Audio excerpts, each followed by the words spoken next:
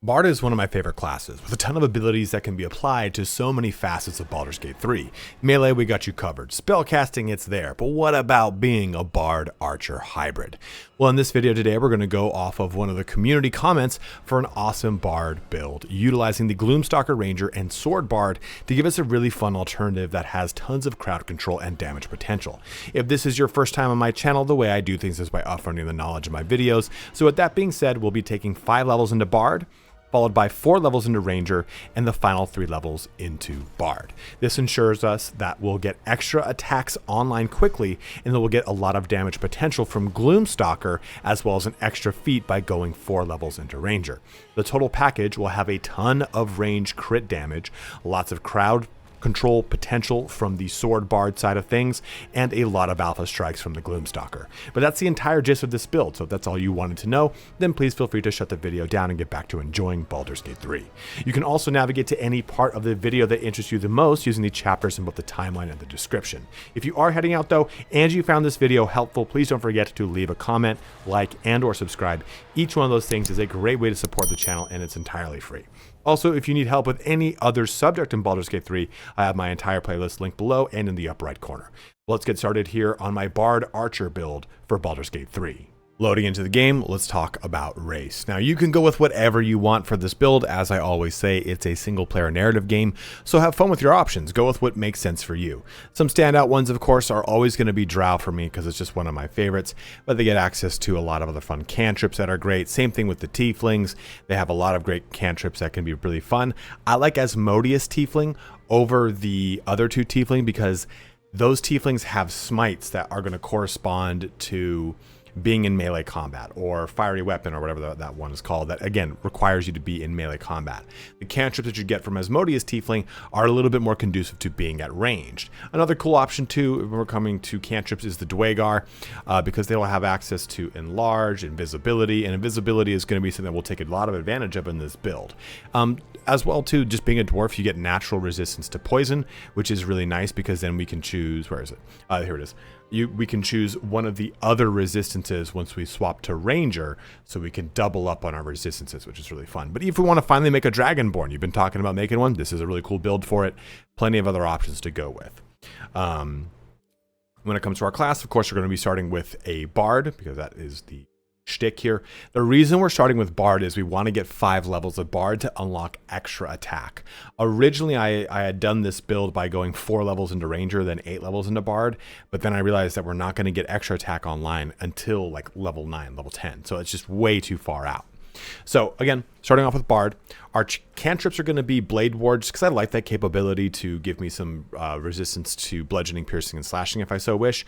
You can easily go with something like a Mage Hand, Friends, even Minor Illusion, which is going to help you out when it comes to stealthing around. Vicious Mockery is also going to be something we're going to go with here, because this is going to just be a nice psychic attack that you can do, and it has disadvantage on its attack roll if it actually hits. It's a really nice capability to have. And then for our spells, I like to open up with Fairy Fire, Dissonant Whispers, Tasha's Hideous Laughter, and Thunderwave.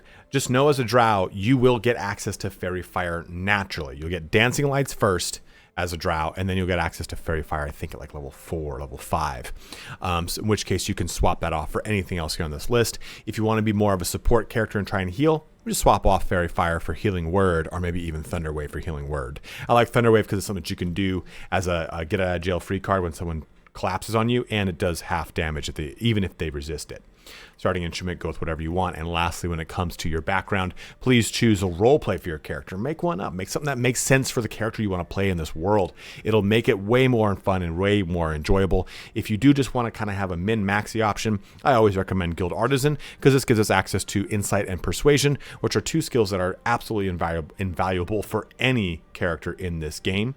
But maybe you're an entertainer who becomes a ranger, or maybe you are an outliner who uses like their family's link to being Ranger to be a Bard, and then jump back into being a Ranger, a folk hero, whatever it is. Please choose something that makes sense for you. Now, when it comes to our skills, we do want to make sure we pick up Stealth. Stealth is going to be probably a pretty big focus here for this build, because we'll be able to take advantage of setting up any kind of surprises, any kind of ambushes, and most importantly too, we'll be using some abilities that will get benefits from being in stealth. So this is when we are going to want to pick up. And then as far as conversational things go, if you didn't choose persuasion, make sure you choose at least one of these: deception, intimidation, or persuasion. And if you're trying to get the achievement, in which case you play an instrument and you'll get a tip, you'll want performance for that. There's an achievement where you get, I think you have to get a total cumulative 200 coins, and you can use that. But furthermore too, if you want, you can use sleight of hand to make this character the one that cracks open all of your locks and stuff like that, like your rogue-esque characters.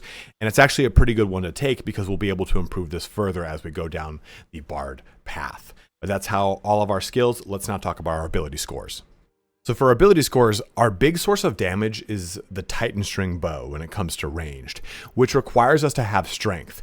But I'm going to show you how we're going to get strength from a ton of other resources in this game. So we're going to focus on dexterity, constitution, and charisma. So we're going to bring our dexterity here up to 15 and put 1 point into it. This is going to give us 16 dexterity. And we're going to bring our charisma up to 15 and put 2 points into it, assigning the bonus here. This is going to make our charisma 17. We will then take advantage of, say, the Hag's Hair to get it to 18 and use other feats that will push it even further. Then we'll put the remaining points here, 2 points into wisdom just so we can help resist any kind of crowd control effects, and the remaining points here into constitution to help us out with our health. This is going to give us really good dexterity, so it's going to help out with doing range damage until we get the Titan String Bow, but mainly it's going to help out also with initiative and with armor class. Those are going to be absolutely crucial when we jump into Ranger. And charisma is going to be our primary spellcasting capability as a bard. Leveling up here is going to be very straightforward. We're just going to be putting our levels right now for 5 levels into Bard, pivot into Ranger, then pivot back into Bard. We're going to get our Jack of all trades here, which is going to add half of our proficiency bonus to ability checks that you're not proficient in. And we're going to get Song of Rest. So now we basically get an additional short rest with this character. Absolutely lovely. And again, when it comes to all of these spells, please choose things that are going to fit best for you and your party. I might make some spot recommendations of things that I really like, but again, it's going to depend on what else is in your group that are going to dictate which spells you use. Maybe you don't have anyone who's going to be able to cast Longstrider, so that's what you do here, whatever that makes sense. Remember too, as a bard, you'll only be able to swap your spells off whenever you level up. So every time you level up, think of that as a chance to pivot into a different spell if you need to. But now we choose our subclass here, and we are going to go not with the College of Lore, but with the College of Swords, because all the College of Swords capabilities actually work with ranged. As you can see, it's got a little bow and arrow right there. So defensive flourish, ranged, mobile flourish, and slashing flourish, all ranged. So we'll be able to do a lot of really fun capabilities with this. And the only resource it'll use is our Bardic Inspiration. Now, for our spells, we jump into our level 2 spells, so some standout ones. Enthrall's okay, but stuff like Heat Metal is really fun. Enhance Ability can be cool if you're the only character that can cast it on the team. Definitely pick it up. But even something simple like Crown of Madness is really good. I love Cloud of Daggers. You kind of have to think of where your character is going to be in the grand scheme of things, right? They're going to be hanging back. So being able to cast a Cloud of Daggers to support the front line is really cool. Hold person to lock things down to help out with critical hits for any of the melee that you've got around, right? It says attacks from within 10 feet are always critical hits. Fun stuff too are Phantasmal Force, Shatter, Silence. Just kind of go with whatever's going to make sense for your character and what's going to go along. Now for your fighting style, go with 2 weapon fighting because we're going to take advantage from using dual wielding in this build. 1 for some armor class with a final feat, and 2 with just the increase to our critical strike through using 2 different weapons. So 2 weapon fighting there. We'll choose another fighting style once we jump into Ranger. Then again, just choosing another cantrip, whatever makes sense. Choosing another spell, whatever makes sense. But now we're going to talk about feat. And you can make a lot of money on them on OnlyFans, but that's beside the point. So what we're going to talk about are the big feats that we're going to focus on. And it's really going to come down to 3 crucial ones. Ability improvement for more charisma, sharpshooter to increase the amount of damage we're going to do from range, but mainly to to remove the penalty that we're going to experience if we're not shooting on high ground rules here, right? So basically this, when you attack from above, you gain a +2 bonus to attack roll. When you attack from below, you have a -2 penalty. We don't have to deal with that anymore once we have sharpshooter, and we get a free +10 damage at the cost of 5 attack rolls. So that's going to be quite nice. So I'm going to go with Sharpshooter first here because we don't have a ton of Bard spells to really take advantage of and really have a lot of fun with. The last ability that we're going to look at here is kind of a little bit of dealer's choice. It's going to be between Dual Wielder, which just gives us +1 to our armor class, and you can use 2 weapon fighting even if your weapons aren't light. That's going to be absolutely awesome, especially since we will be using a lot of strength of this build, so you can have a lot of cool weapons at your disposal. But the other really good one here, though, is Alert, because we're going to get a +5 bonus to initiative, and you can't be surprised. Just becoming a Ranger Gloomstalker does give us a +3 to our initiative. So this is already kind of semi in effect, but this really guarantees that we go first, and it would be the final feat that we would select in the build over Dual Wielder if you choose. But the first one we're going to go with, like I said, is Sharpshooter, followed up by ability improvement into Charisma, and then either Dual Wielder or Alert, depending on what you want. And also, too, like I've said before, you are going with a Bard character, so using Actor is actually a very fun option that you can do, just because I really like to take advantage of it. It's fun to be able to use this capability when you don't really usually get to take advantage of it. Having a proficiency bonus, it's double for deception and performance checks. It's just a nice way, like I said, to take advantage of trying to hit that achievement. So at the end of the game, if you really want to push into this and you missed getting the Hag's Hair, it's a great way to shore up your charisma. But let's go into Sharpshooter and move on.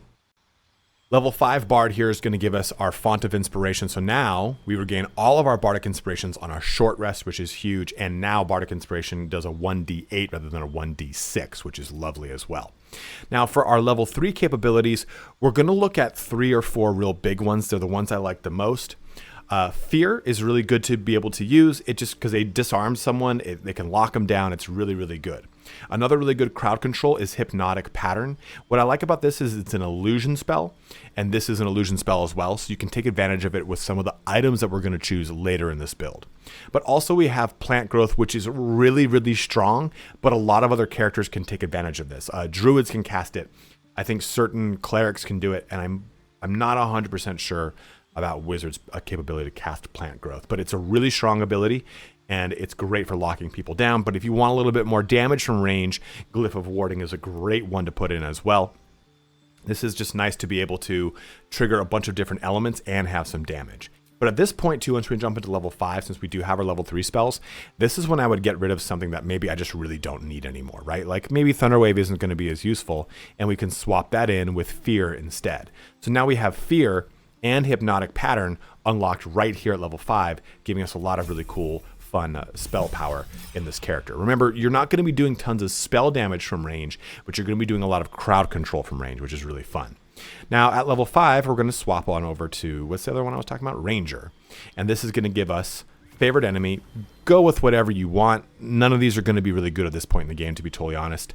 Bounty Hunter is cool because it gives you benefits when you're trying to do Ensnaring Strike, but Ensnaring Strike costs you an action and a bonus action, and it's concentration. It's just not worth it to me. Ranger Knight's cool if you want to get heavy armor. Just go with whatever one of these makes sense and sounds cool to you, please. It's really a flavorful thing at this point. And then for our Natural Explorer, we already have proficiency in Sleight of Hand, so Urban Tracker is wasted. If we are a dwarf, don't pick Wasteland Wanderer Poison. You already have it by default. So I would go with Wasteland Wanderer Fire. Poison is very prevalent, especially at level 6 in the game, so I'm going to choose Wanderer Poison right now. And even into the later portions of the game, you're going to deal with a lot of poison traps, so it's pretty useful at level 6 as much as it is at level 12. So pick it up right now and have some fun with it. But if you want more of a direct damage resistance, Fire is the next most prevalent damage in the game. So either one of these, you can't go wrong. Moving here into level 7, we choose our spells and a fighting style. We're going to go with Archery here to get a +2 bonus to all of our ranged weapon attacks. Now we're going to start to see a real strong power spike, especially once we hit a certain point in the game. And around level 7 too, we'll get access to the Titan String Bow at Landtrav at what the hell is that called? The Moonlight Towers. Moonrise Towers, that place. So that we're going to have a lot of fun there to really do some really fun damage. Now for our spells, Hail of Thorns is a really cool capability you can go with. There's a lot of cool stuff you can do with Godberry. Hunter's Mark is just a cool bit it's what I like about it is it's a bonus action, and it's just going to turn on more damage for things that you want to really hit, a hard boss, whatever it is. But conversely too, you can use these spell slots to use on the ritual spells that you could take as a bard. Case in point here is Long Strider, right? We already know this spell is a bard. So now, you know what? I'm going to choose it here, and we're going to swap it off later. And maybe we just choose Speak with Animals to get the 2 ritual spells. Ritual spells are spells that do not cost a spell slot, and these 2 in particular will last until long rest. So it's a really cool party utility. So we'll go with those 2, and we'll swap them off when we go back to bard. Spells here, I'm going to go with Hail of Thorns because it's a cool way to do things. It just kind of fits into this overall class we've built, right? Now for our subclass, of course, we're going with Gloomstalker. The big thing here is Dread Ambusher. We gain +3 bonus to our initiative. On the first turn of combat, your movement speed increases by 10 feet, and you can make an attack that deals an additional 1d8 damage. That's going to really turn on a lot of fighting and punching capability for us. This is why a lot of people go Gloomstalker Rogue and go with Rogue being an assassin. It just allows you to do so much fun action. Then special actions we have are Dread Ambusher Hide, so now we can use a bonus action to hide, and we get a special Umbral Shroud, which just sends us invisible. So now you can kind of see the power spike happening even pretty early in the game, right at level 8. And again, at this point, you'll have the Titan String Bow and have some fun. So ability improvement is going to be our next feat. We're going to put this into Charisma. This would assume you have gotten the Hag's Hair, which would put you at 20 Charisma at this point. Then moving forward, I almost over-leveled. We have our, actually, no, I'd almost under-leveled. We switch away from Ranger at level 4, and we go back to Bard. This gives us access to, again, more level 3 spells. Just keep in mind you don't have a ton of level 3 spell slots at this point, so don't go ass happy and choose a bunch of level 3 spell slots. Another good one even is just simply like blindness here, right? So you can see these little boxes that tell us that we already have this spell from another source. So we're going to start to replace those. So let's go ahead and take out Long Strider. And we can go put back in, we can give ourselves some range damage, or we can use Phantasmal Force. And I think I might go with Phantasmal Force here over, and I'll show you why. Enchantment and Illusion are the 2 big ones we're going to focus because we have a ring that's really going to benefit them. But it's a level 2 spell slot. Actually, what is this? Yeah, level 2 spell slot. Level 2 spell slots so we can have a little bit more diversity in our spell casting. Level 7 Bard gives us more spells now up to the 4th level. The big one here is going to be Confusion. It can really lock down an entire group. It is so good. Another really good one here is Greater Invisibility. Turns a creature invisible, attacks against it have disadvantage. It attacks with advantage, and invisibility breaks when you fail increasingly harder stealth checks on attacking, casting spells, or interacting with items, versus normal invisibility will just break anytime you do anything. So if we have really high stealth, we can stay in stealth with greater invisibility. In fact, you know what? We'll start with greater invisibility there, and we can replace... you know what? We'll replace Hold Person. You know what? No, we'll replace... At this point, Healing Word I'm not going to waste on anyone. We'll replace Healing Word with Confusion. Now we've got Confusion level 4 spell and Greater Invisibility level 4 spell online. Just remember you don't have tons of level 4 slots just yet. Into level 8 Bard, we get another spell active for us. This is going to give us, we'll go with Glyph of Warding, the one I talked about earlier and forgot to mention. Also, another good one too is Freedom of Movement. It's a really great one. And our last feat, like I said, you can go with Alert for even more initiative to really make sure you're going first in almost any single situation. Dual Wielder for increase to your armor class and using different weapons. All of the weapons I have in mind for this build are light, so it allows you to move in and out of this feat depending on what you personally want as the player. And again, too, Actor is a real fun one, just to give us up to like that 20 charisma. I'm going to do that right now just so I can show off 20 charisma versus having the Hag's Hair that would do it otherwise. And I just think it's one of my favorite feats. And that completes our build there. So let's now talk about some gear. So as far as our gear goes, we're going to start off with weapons. And I used a mod, so I have all the weapons I needed. And our 2 big ones are going to be the Knife of the Undermountain King, not the Hall of the Undermountain King, because this is going to reduce our number to critical hit. So we're going to crit now on a 19 rather than simply a 20.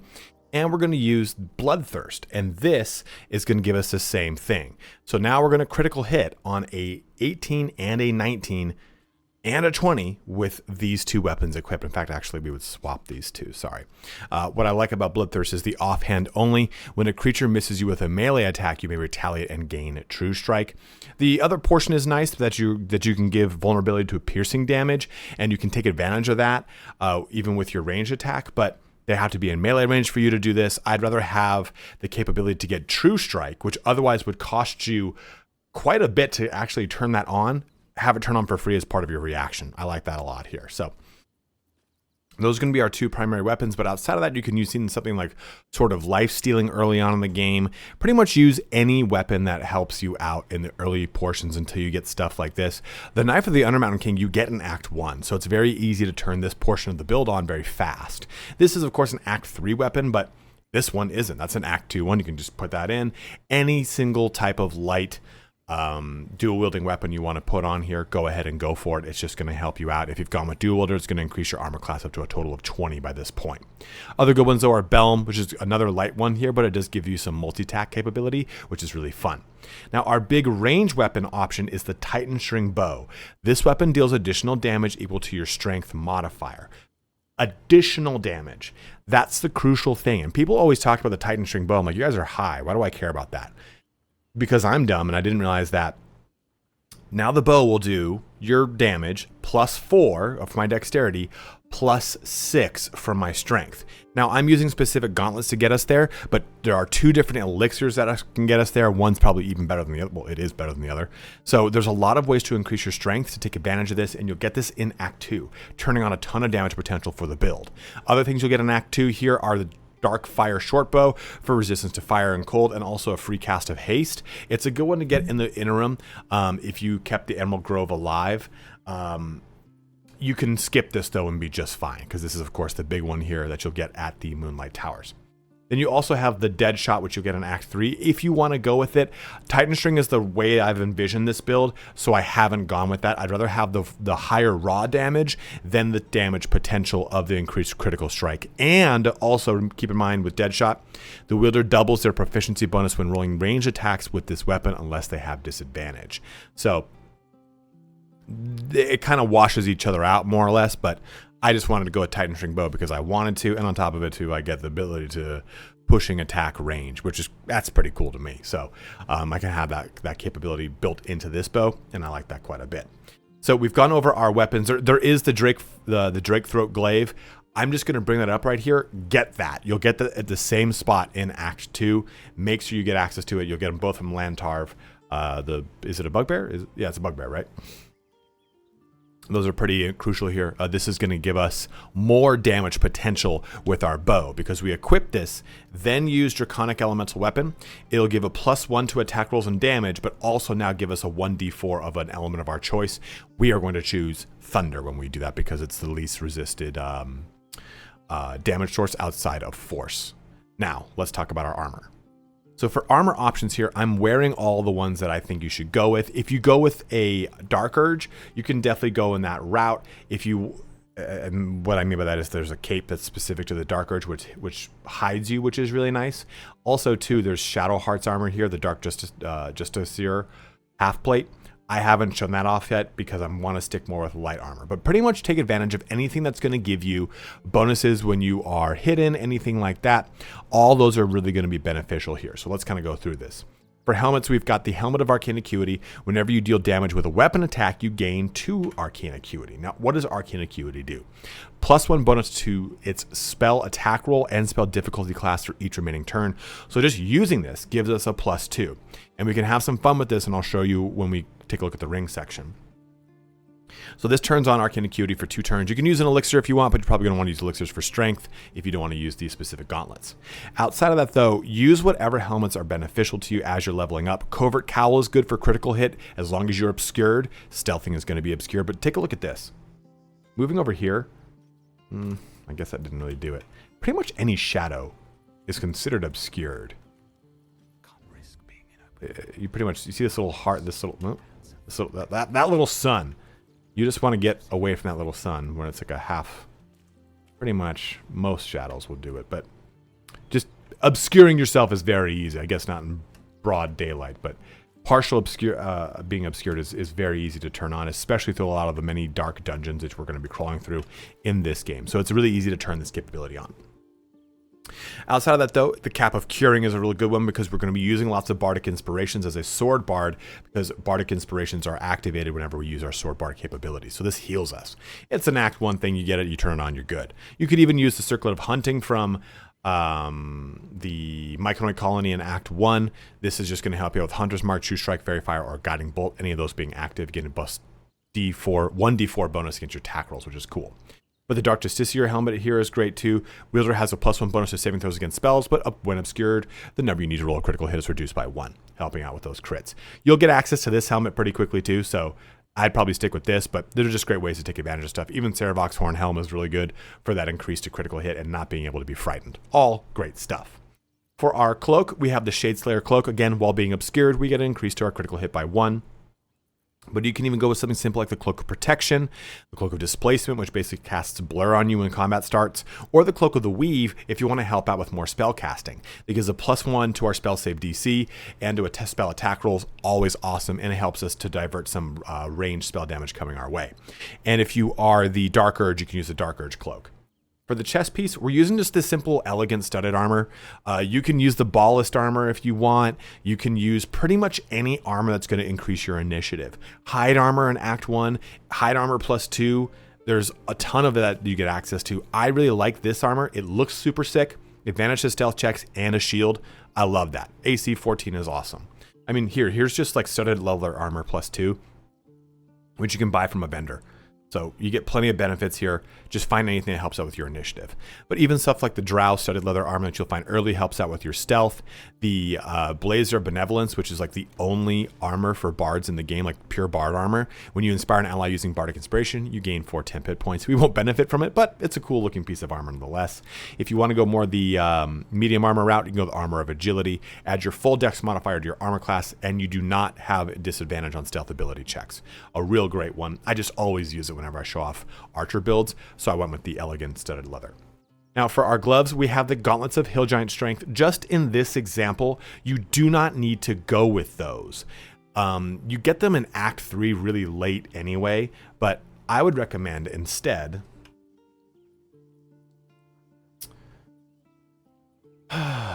which ones do I have on this character? I've got Hill Giant Strength, which you get access to at the very beginning of the game. You can buy the materials for them throughout the beginning of the first act. You'll get them an anti-ethel and the dude in the Myconid Colony. You know what? No spoilers. There's a guy in the Myconid Colony that can sell you that. The materials to make this. So you can make plenty of them or just buy them outright. Conversely, you can buy Cloud Giant Strength, which sets your strength to 27. So I would actually recommend using the elixirs over the item, because then we can get better benefit from our glove slot. And remember, you get these towards the end of Act 3 anyway. But in Act 1 or 2, you can get the Gloves of Archery here. We don't care about the proficiencies since we already have it, but this gives us a +2 damage to our ranged weapon attacks, which is huge. Legacy of the Masters is the same thing, but it's a +2 bonus to attack and damage rolls with weapons, period. That's all of our weapons. Even the Gloves of Battle Mage Power, when a weapon attack roll inflicts a condition, this wielder gains Arcane Acuity. We've already talked about that over here with the Helm of Arcane Acuity. The Cerebral Citadel Gloves help with Charm and Frighten. So whenever you do this, whenever you charm or frighten someone, you gain a +1d4 bonus to attack rolls and saving throws, which could be 1, could be 4. And also, too, even the Wondrous Gloves are really nice. Your armor class is increased by 1. In addition, if you have Bardic Inspiration, you gain 1 more use of it. I like that a lot to kind of sit there for the majority of the build until I get any of these heavier hitting ones. Because remember, Bardic Inspirations are our abilities to use all of our Sword Bard stuff. So do whatever makes sense for you and how you want to play. For our boots, I just simply like the Boots of Brilliance. It restores Bardic Inspiration.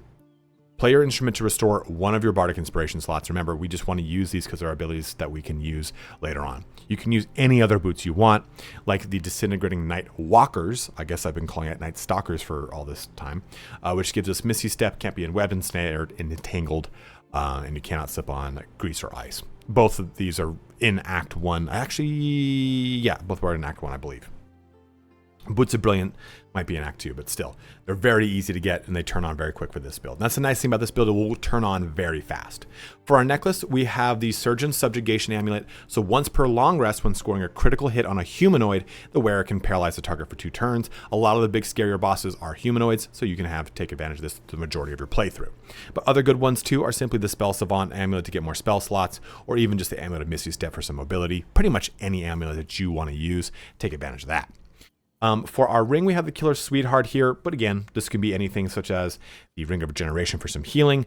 Arcane Synergy is nice, but it does it does key off of damage dealt by cantrips. And since we are a bard, our cantrips are not too robust. Vicious Mockery is very good, but I'm saying like we don't have access to a lot of the elemental cantrips, in which I would choose the Necklace of Elemental Augmentation to go along with this, but unfortunately we don't. So you would need to use Vicious Mockery to get the benefit of this. Just keep that in mind. It is a really good ring regardless, though. So if you have someone that's already using the Killer Sweetheart, I would just go ahead and put that on if you can, if you got it in Act 1. But another crucial item to this build is the Band of Mystic Scoundrel, So after hitting a creature with a weapon attack, you can cast an illusion or enchantment spell as a bonus action. Let me show you what those are. Isn't that one? Yeah. Pretty much all these ones that are like this color. And these are all, I don't know if enchantment cantrip counts, but I'll put it aside anyway. That's necromancy? I don't know. What a great video I've got. I pretty much, oh yeah, there we go. I don't think that, I think that's the rest. Oh, that's an illusion. That's an illusion too, right? And also normal invisibility is an illusion spell. This is an enchantment spell. This is an enchantment spell. So you now see that we can cast almost our entire repertoire of spells. This is illusion 2, right? Yeah. After simply using a weapon attack. So it turns our bonus action into something we can actually do a lot with. We can cast Confusion, we can cast Hypnotic Pattern, Phantasmal Force, Fear, Vicious Mockery. I think that this works with cantrips as well as full-blown spells. But Dissonant Whispers, you have a lot of things you can go into, even if it's just simply greater invisibility to get out of a pinch. So take advantage of that and use it to the best of its ability, because it's going to give you a lot of good fun punching power to move around the map, to give you a lot of control, to give you a lot of damage, whatever it is. But we talked about all these items. Let's put it all together and show off some gameplay. Before we start combat here, I just want to quickly talk about this. You can initiate combat like in this situation, and it would cause things to be surprised, and you take some fun actions after that. Keep in mind, surprising things is a really big part of any kind of stealth character, and do take advantage of it. Holding down that shift shows you, like right now I'm stealth, but I can see this little half sun shows me I'm lightly or heavily obscured if I move into no sun locations. But make sure we have all these active, right? Like True Strike, Riposte. Make sure it asks me all that kind of stuff. And also take a looking at like skilled skullduggery, which is part of that cloak that I've got on. But opening up from this location over here is a great way to start things. I'm not going to do that so that I can show off some other stuff, but I just wanted to let it be known. Starting like this is probably the best way to go. I would go ahead and click here, and then we would start it into a combat where I more than likely would surprise them. So jumping into actual combat, I'll start and shoot over here, which I've started the combat over here with Gale. So it will not surprise anyone, but I'm trying to just show off some damage we're going to do here with Luck of the Far Realms. So a big critical hit coming out hot and heavy. Let's break that down so we can see, of course, we rolled a 20, but the damage here was from the bow, and then the dexterity modifier, and then sharpshooter, and then the arming enchantment here, and then the strength modifier. The arming enchantment comes in, I swap my gloves off, I now have the Legacy of the Masters. Now, what I just realized in this critical moment is that I forgot to put the Draconic Elemental Weapon enchantment on here. That would have increased the damage here by 1, and we would have done an additional 1d4 or 1d4 thunder damage. So keep that in mind as we kind of go through this. And you can even use stuff like the Gloves of Belligerent Skies to build a reverberation stacks and go down a really hard reverberation spike with this build as well, right? Using the Thunder Cloak and other things that do help with building reverb. You can do that from ranged, which is a really, really cool capability. Now, we can just go ahead. I'll show you how this works. We'll paralyze and critical. So now he's paralyzed. And we went ahead and used a weapon attack, right? So now I have a whole extra attack I can do. I inflict a condition, so I've got arcane acuity. Let me just go ahead and do another shot here. Let me just go ahead and... What's going on? What's going on? Oh, there we go. We got to go. Now that he's in combat, it jumps to the proper order of things. I was like, why can't I do anything? Gale, for those wondering, is a 4 elements monk / wild magic barbarian. So Dread Ambusher, right? So now we have more damage that we can be doing. We're going to go ahead and use one of our extra attacks on this guy just to show you that damage potential. He's still a Gloomstalker Ranger, and that wasn't even a critical hit, and we did 33 damage. So things are disgusting. Our arcane acuity is at 3. It's going to get real cool. Quickening incantations up here so we can cast illusion and enchantment spells as a bonus action here, right? So quickening incantation. So let's go ahead and just do this to show you. Go ahead and drop confusion down. Now they're all confused. They're not even going to take a turn. We still have concentration to worry about, so do keep that in mind. And we're Dread Ambusher, so we get this whole Dread Ambusher range capability. Let's go ahead and just shoot something else. They resisted, so we'll... That sounds terrible. This might miss. I want to show a hit, you know? No, I forgot we're a sword bard. So we have all of our ranged sword bard capabilities. So slashing flourish, even though it says slashing, we can still do this from ranged. Attack up to 2 enemies at once, or increase our armor class by 4 if you hit, or mobile flourish range where you shoot a target and then teleport to them. That's not as awesome here, but it is also nice to be able to teleport to them and maybe finish them off if they have really low in health. As a means of mobility, you can finish them off with your melee weapons, which are quite formidable enough indeed already, right? So let's go ahead and try this one. Just show you off too. We've already put these people into confusion, so we're pretty much going to waste it, but still. We hit them, the little shield went down, fortunately missing. But you can see that 34 damage coming out of this. This is doing quite a bit of damage, and we're not even really like dialed in 100%. Let's go ahead and hit... We don't have brace, right? Oh, we do. No, we have got pushing attack. But we still have, again, this capability, this action. So we can go ahead and... I'll just show you defensive flourish. Of course it would be a miss, but still that would have been an awesome hit nonetheless. And Dread Ambusher ranged. So a lot of damage, a lot of misses clearly, but a lot of damage is coming out here in this first initial round of combat. And just true to the Gloomstalker way, you just have so many damage formats that you're dealing. And you can see too here is, if I was doing this the intelligent way, I would have waited until the very end to get the benefit of Arcane Acuity having 5 stacks. So a +5 bonus to its spell attack rolls and spell difficulty class.